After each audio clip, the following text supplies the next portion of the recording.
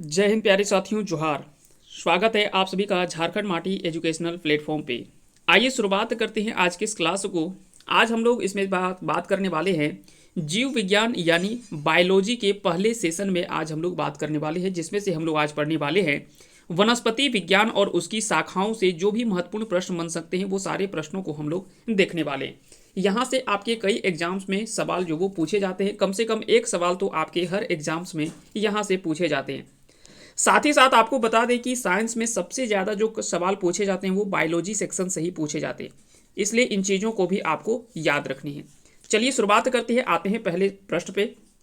पहला सवाल है कि जीव विज्ञान यानी बायोलॉजी शब्द का प्रयोग सर्वप्रथम किसने किया था। तो जीव विज्ञान का शब्द का प्रयोग जो किया था यानी बायोलॉजी शब्द का जो सबसे पहले प्रयोग किया गया था वो किसके द्वारा किया गया था। तो याद रखेंगे लेमार्क और ट्रेविरेनस। लेमार्क और ट्रेविरेनस। लेमार्क जो कि एक फ्रांस के वैज्ञानिक थे और ट्रेविरेनस जो थे ये जर्मनी के दो वैज्ञानिक थे जिन्होंने सबसे पहले 1801 ईस्वी में जीव विज्ञान यानी बायोलॉजी शब्द का प्रयोग जो वो सबसे पहले किया था। तो इसका आंसर जो हो जाएगा वो ऑप्शन डी इसका राइट आंसर हो जाएगा। अगला सवाल है कि जीव विज्ञान के जनक यानी फादर ऑफ बायोलॉजी के नाम से किसे जाना जाता है। तो जीव विज्ञान के जनक यानी फादर ऑफ बायोलॉजी जो कहा जाता है वो किसे कहा जाता है। तो इसका आंसर जो हो जाएगा वो हो जाएगा अरस्तु। अरस्तु को जो वो फादर ऑफ बायोलॉजी के नाम से जाना जाता है यानी जीव विज्ञान के जनक इन्हें कहा जाता है। अगला सवाल है कि जंतु विज्ञान के जनक किसे कहा जाता है, या जंतु विज्ञान यानी जूलॉजी के फादर ऑफ जूलॉजी किसे कहा जाता है। तो यहाँ पे दे रखा है कि जंतु विज्ञान के जनक कौन कहलाते हैं। तो जंतु विज्ञान के जो जनक कहे जाते हैं वो अरस्तु को कहा जाता है। तो इसका आंसर आप लोग याद रखेंगे, अरस्तु को जो वो फादर ऑफ जूलॉजी कहा जाता है। तो फादर ऑफ बायोलॉजी और फादर ऑफ जूलॉजी ये दोनों जो वो अरस्तु को कहा जाता है। तो ये दोनों चीज़ें आपको याद रखना है। फादर ऑफ बायोलॉजी अगर पूछ ले आपसे तो भी अरस्तु आंसर होगा, और फादर ऑफ जूलॉजी अगर पूछ ले तो वो भी जो वो अरस्तु आंसर हो जाएगा। अगला सवाल है कि वनस्पति विज्ञान या वनस्पति शास्त्र का जनक कौन है, या वनस्पति विज्ञान के जनक किन्हें कहा जाता है। तो इसका सही आंसर क्या हो जाएगा, इसका राइट आंसर हो जाएगा थियोफ्रेस्टस। थियोफ्रेस्टस को जो वो वनस्पति शास्त्र का जनक कहा जाता है। तो इसका जो सही आंसर हो जाएगा वो ऑप्शन ए इसका राइट आंसर हो जाएगा। चिकित्सा शास्त्र का जनक किसे कहा जाता है। चिकित्सा शास्त्र का है ना। तो अगर आपसे पूछ लिया जाए कि चिकित्सा शास्त्र का जनक जो वो किसे कहा जाता है, तो इसका आंसर क्या हो जाएगा, इसका राइट आंसर हो जाएगा हिप्पोक्रेट्स को जो वो चिकित्सा शास्त्र का जनक कहा जाता है। अगला सवाल है कि बॉटनी शब्द की उत्पत्ति किस भाषा के शब्द से हुई है। तो बॉटनी शब्द की उत्पत्ति जो हुई है वो एक ग्रीक भाषा के शब्द से हुई है। तो इसका आंसर हो जाएगा ऑप्शन डी। हिस्टोरिया प्लांटेरम पुस्तक के लेखक कौन है। हिस्टोरिया प्लांटेरम बता दें कि यह थियोफ्रेस्टस के द्वारा लिखी गई, क्योंकि आपको पता है कि फादर ऑफ जो अगर बात करें कि फादर ऑफ जो कहा जाता है ये वनस्पति विज्ञान है ना, वनस्पति विज्ञान का जनक जो कहा जाता है वो किसे कहा जाता है, थियोफ्रेस्टस को कहा जाता है। और यहाँ पे पौधे वनस्पति ये सभी के बारे में बता दें कि थियोफ्रेस्टस ने इस पुस्तक में लगभग 500 पौधों के है ना, लगभग 500 किस्मों के पौधे के बारे में यहाँ पे वर्णन किया है इस पुस्तक में। तो इसका याद रखेंगे, इसका सही आंसर क्या हो जाएगा, थियोफ्रेस्टस इसका जो वो सही आंसर हो जाएगा। अगला सवाल है कि हिस्टोरिया एनिमेलियम। हिस्टोरिया एनिमेलियम पुस्तक के लेखक कौन है। हिस्टोरिया एनिमेलियम। अब यहाँ पे सवाल बन सकता है कैसे आप इन चीज़ों को याद रखेंगे। तो देखिए एनिमेलियम यानी जंतु, और जंतु विज्ञान के जनक किसे कहा जाता है। जंतु विज्ञान का जनक यानी फादर ऑफ जूलॉजी जो कहा जाता है वो किन्हें कहा जाता है, अरस्तु को कहा जाता है। इसलिए इस पुस्तक को भी अरस्तु के द्वारा लिखा गया है। इस पुस्तक में आपको याद रखेंगे लगभग 500 जंतुओं के बारे में वर्णन किया है इस पुस्तक में। तो हिस्टोरिया प्लांटेरम जो है वो थियोफ्रेस्टस के द्वारा लिखा गया है, जिसमें से लगभग 500 किस्मों के पौधे के वर्णन किए गए हैं। जबकि हिस्टोरिया एनिमेलियम जो है ये अरस्तु के द्वारा लिखा गया है, जिसमें से लगभग 500 जंतुओं के बारे में वर्णन किया गया है। ये दोनों चीजें आपको ध्यान रखनी है। अगला सवाल है कि चिकित्सा शास्त्र के विद्यार्थियों को किसकी शपथ दिलाई जाती है। चिकित्सा शास्त्र के विद्यार्थियों को किसकी शपथ दिलाई जाती है। तो हिप्पोक्रेट्स के क्योंकि चिकित्सा शास्त्र का जनक जो कहा जाता है वो हिपोक्रेट्स को कहा जाता है, इसीलिए चिकित्सा शास्त्र के जो भी विद्यार्थी होते हैं उनको हिपोक्रेट्स की शपथ दिलाई जाती है। तो इसका आंसर हो जाएगा ऑप्शन डी। वह विज्ञान जिसका संबंध जीवधारियों के अध्ययन से होता है क्या कहलाती है? तो कहता है कि वह विज्ञान जिसका संबंध जीवधारियों के अध्ययन से होता है, तो वो क्या कहलाता है? वो कहलाता है जीव विज्ञान, क्योंकि जीव विज्ञान में ही हम लोग जीवधारियों के बारे में अध्ययन करते हैं। तो इसका आंसर क्या हो जाएगा? ऑप्शन डी इसका राइट आंसर हो जाएगा। लेकिन ऐसा नहीं कि केवल जीवधारी का ही अध्ययन करते हैं, और भी बायोलॉजी में है ना वनस्पतियों का अध्ययन किया जाता है, और भी चीज़ें आपको याद रखने हैं। जैसे पहले हमने बता दिया कि बायोलॉजी जो वो अलग अलग बटा हुआ है ना, एक है जूलॉजी और एक है बॉटनी, है ना, एक इधर जूलॉजी है एक इधर बॉटनी है। तो ये दोनों चीज़ें आपको याद रखनी है ना, दोनों ये अलग अलग बटा हुआ है, अलग अलग ब्रांच है, और दोनों का विषय अलग अलग है ना, इसके बारे में भी आपको याद रखना है। जूलॉजी और बॉटनी में अंतर क्या है? तो यहाँ पे क्या है कि जंतुओं का अध्ययन किया जाता है, इसके बारे में आपको अच्छे से पता चल गया है ना। तो जंतु विज्ञान में क्या हुआ? जीव जंतुओं का वर्णन किया जाएगा। और वनस्पति शास्त्र में क्या होता है? वनस्पतियों का अध्ययन यानी पेड़ पौधे का अध्ययन किया जाता है। ये सारी चीजें आपको याद रखनी है बॉटनी में। अगला सवाल है, हाँ अगले सवाल पे आते हैं कि फाइकोलॉजी में किसका अध्ययन किया जाता है? फाइकोलॉजी और एक होता है माइकोलॉजी। तो कवक का अध्ययन जो कहलाता है वो कहलाता है माइकोलॉजी, है ना। कवक का अध्ययन जो होता है वो माइकोलॉजी कहलाता है, जबकि शैवालों का अध्ययन जो होता है वो कहलाता है फाइकोलॉजी। तो फाइकोलॉजी जो वो शैवालों का अध्ययन होता है, और कवक का अध्ययन जो कहलाता है वो माइकोलॉजी कहलाता है। जबकि पारिस्थितिकी अध्ययन यानी इकोलॉजी, आपको ये अच्छे से पता है इसके बारे में। चलिए आगे बढ़ते हैं, आते हैं अगले सवाल पे। अगला सवाल है कि पर्यावरण का अध्ययन जीव विज्ञान की किस शाखा के अंतर्गत किया जाता है? पर्यावरण का अध्ययन जीव विज्ञान की किस शाखा के अंतर्गत किया जाता है? तो पर्यावरण का अध्ययन जो किया जाता है वो पारिस्थितिकी के अंतर्गत किया जाता है, पारिस्थितिकी के अंतर्गत किया जाता है। तो पर्यावरण का अध्ययन जो होता है वो हमारे जीव विज्ञान में पारिस्थितिकी के अंतर्गत किया जाता है। फूलों के संवर्धन के विज्ञान को क्या कहते हैं? फूलों के संवर्धन के विज्ञान को क्या कहा जाता है? तो इसे कहा जाता है फ्लोरिकल्चर। क्या कहा जाता है? फ्लोरिकल्चर कहा जाता है। जबकि अगर पूछा जाए कि पुष्पों का अध्ययन किस में किया जाता है, तो पुष्पों का अध्ययन जो होता है एक और एंथोलॉजी भी कहलाता है ना, ये भी आपको याद रखने। एंथोलॉजी भी जो है ये फूलों का अध्ययन इसमें भी किया जाता है ना। पुष्पों का अध्ययन जो होता है वो एंथोलॉजी भी कहलाता है, जबकि फूलों के संवर्धन का विज्ञान को क्या कहा जाता है? फ्लोरिकल्चर कहा जाता है। अगला सवाल है कि डेंड्रोलॉजी का संबंध किससे है? तो डेंड्रोलॉजी जो होता है वो झाड़ियों के अध्ययन से संबंधित है ना, झाड़ियों के अध्ययन से संबंधित है, जिसे डेंड्रोलॉजी कहा जाता है। अगले सवाल पे आते हैं। अगला सवाल है कि पुष्पों का अध्ययन क्या कहलाता है? तो पुष्पों का अध्ययन एंथोलॉजी कहलाता है, जिसके बारे में हम लोग चर्चा कर चुके हैं। अगला सवाल है कि जीवाश्म वनस्पति विज्ञान का अध्ययन किया जाता है।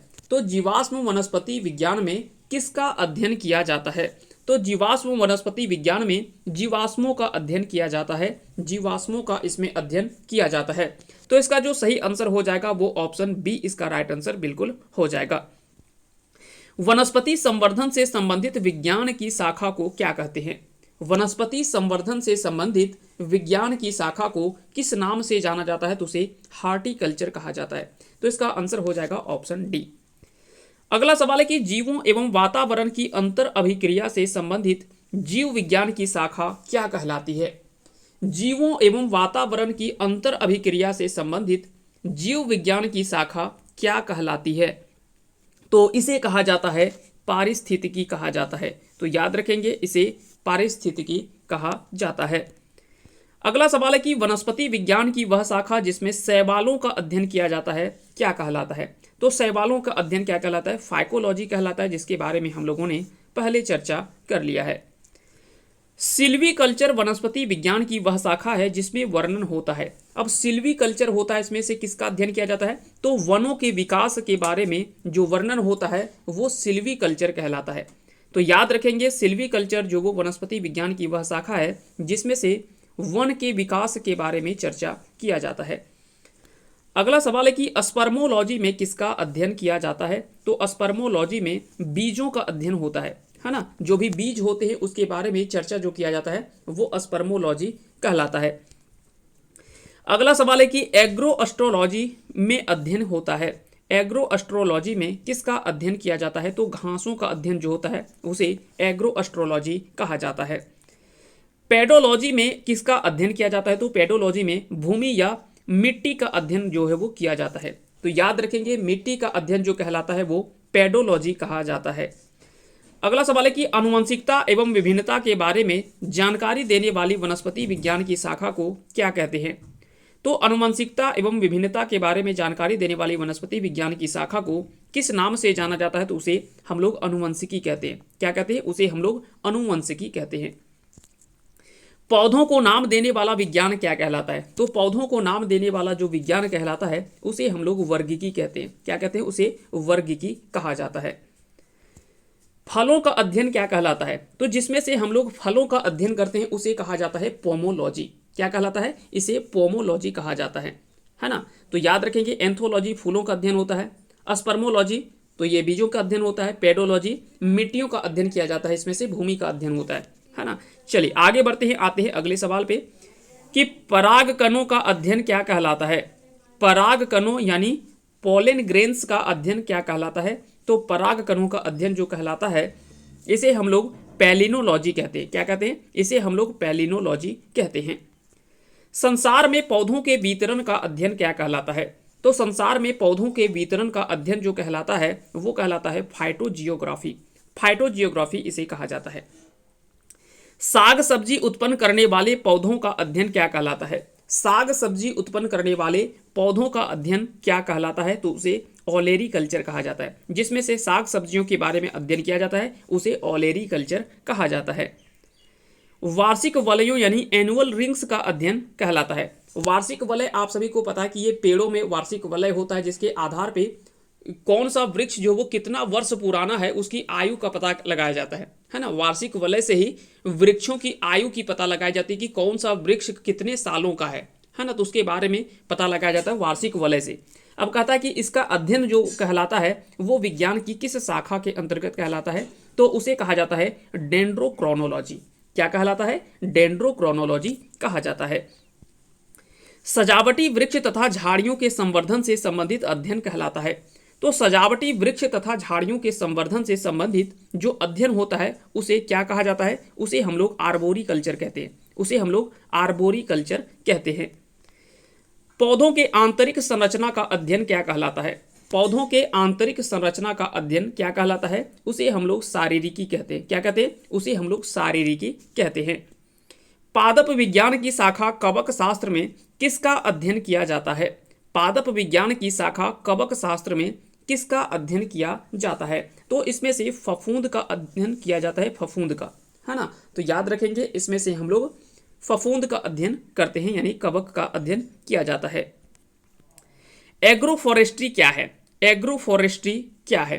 तो बता दें कि जब कृषि के साथ साथ में उसी भूमि पर काष्ठीय बारहमासी वृक्षों को लगाया जाता है तो उसे एग्रो फॉरेस्ट्री के नाम से जाना जाता है। मान लेते हैं कि किसी खेत में आप खेती लगाए हैं, धान लगाए हुए या किसी गेहूं का फसल लगाए हुए हैं, उसके साथ साथ उसी भूमि पर काष्ठीय बारहमासी वृक्षों को लगाया जाता है, उसी को एग्रो फॉरेस्ट्री के नाम से जाना जाता है।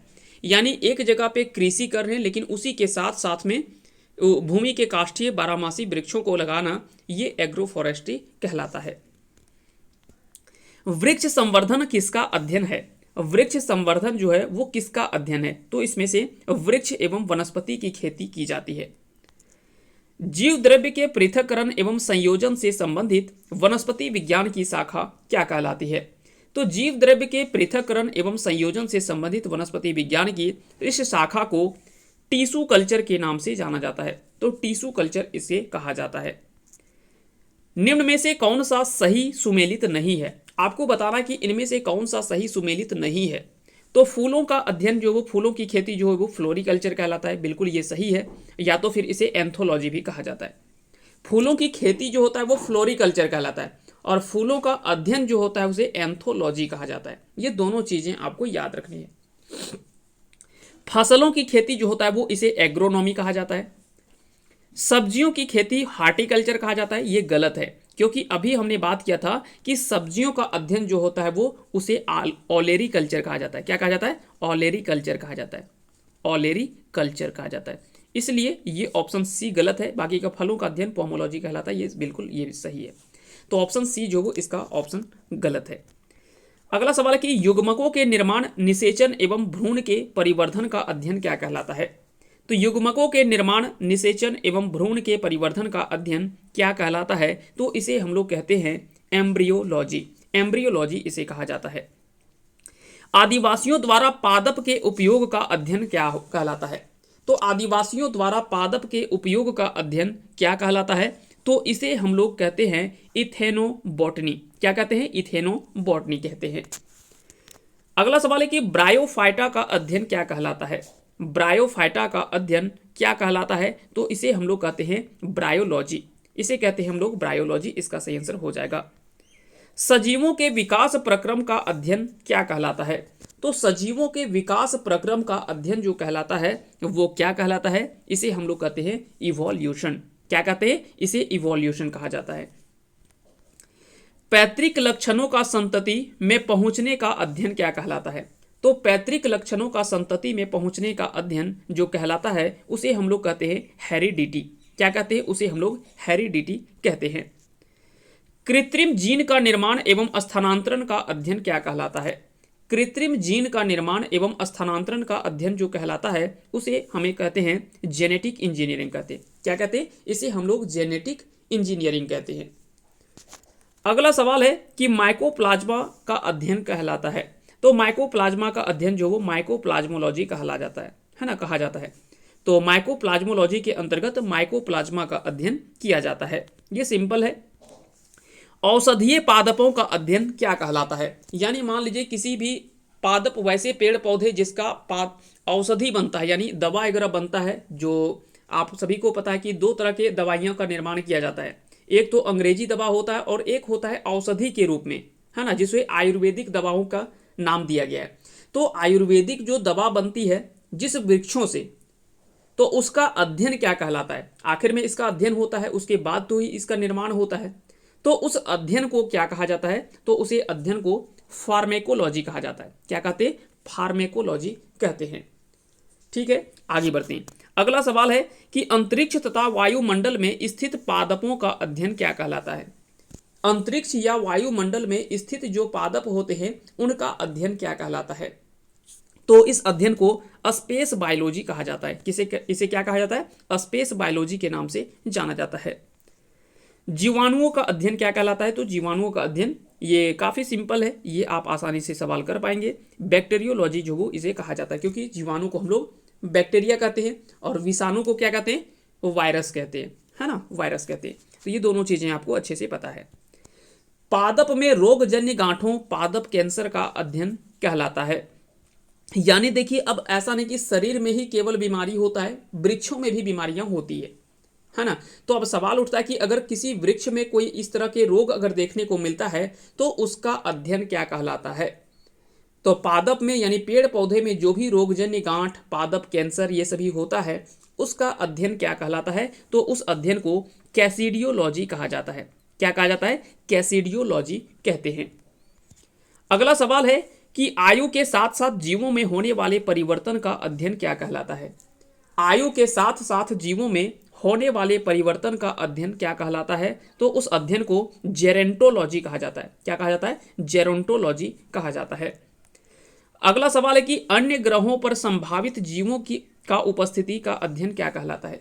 अन्य ग्रहों पर संभावित जीवों की उपस्थिति का अध्ययन क्या कहलाता है? मान लेते हैं कि हम लोग पृथ्वी ग्रह पे उपस्थित हैं, लेकिन किसी अन्य ग्रहों पर अगर जीवों की उपस्थिति का अध्ययन करना हो तो उसका अध्ययन जो वो किस क्षेत्र के अंतर्गत किया जाता है, किस शाखा के अंतर्गत किया जाता है? तो उसे कहा जाता है एक्सोबायोलॉजी, है ना। इसे क्या कहा जाता है? एक्सोबायोलॉजी कहा जाता है। जैसे मान लेते हैं कि मंगल ग्रह में अगर हमको पता करना कि मंगल ग्रह में जीवों की उपस्थिति का अध्ययन करना हो तो वो एक्सोबायोलॉजी के अंतर्गत किया जाता है ना। तो ये सारी चीजें आपको याद रखनी है। आज का आखिरी सवाल है और इसका आंसर आपको कमेंट बॉक्स में लिखना है कि झीलों तथा अलवणीय जलीय पौधों का अध्ययन क्या कहलाता है? झीलों तथा अलवणीय जलीय पौधों का अध्ययन क्या कहलाता है? इसका आंसर जो वो आप कमेंट बॉक्स में लिखिएगा कि इसका सही आंसर क्या होगा। और उम्मीद करते हैं कि आज का ये सेशन आप सभी को समझ में आया होगा। अगर यह वीडियो आपको अच्छा लगा है तो इस वीडियो को लाइक कीजिएगा, साथ ही साथ अगर चैनल पे नए हैं तो चैनल को सब्सक्राइब जरूर कर लीजिएगा। चलिए, बहुत बहुत धन्यवाद आप सभी का हमारे साथ अंत तक जुड़े रहने के लिए। मिलते हैं अगले वीडियो में, तब तक के लिए आप सभी को बहुत बहुत धन्यवाद। जय हिंद, जय भारत।